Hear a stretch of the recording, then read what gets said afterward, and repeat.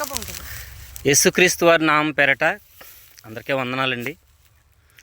ఈరోజైతే నేను ఒక ప్రాంతానికి మీటింగ్స్ జరిగే ప్రదేశంలోకి సాక్ష్యం చెప్తానికి రమ్మని చెప్పేసి నన్ను పిలిచారు.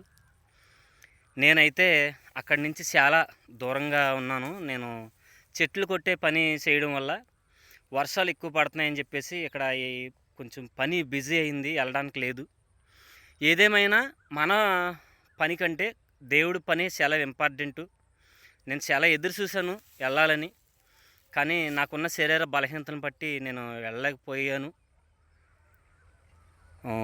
నన్ను క్షమించమని నన్ను పిలిచిన నా సహోదరులకి నేను ఈ వీడియో పూర్వకంగా నేను తెలియజేస్తున్నాను.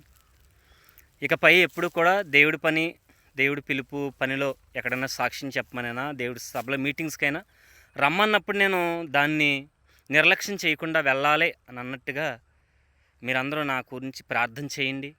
నేను చేసే ఈ పని కాదు, కానీ నాకు దేవుడి పనే నాకు ముఖ్యం. ఎందుకంటే దేవుడు నాకు అంత గొప్ప సాక్ష్యాన్ని ఇచ్చారు. దేవుడు నా పట్ల ఆయన చూసుకున్న కృప అటువంటిది. మీరందరూ కూడా నన్ను మన్నించమని క్రీస్తు నామంలో మీ అందరినీ క్షమాపణలు అడుగుతున్నాను.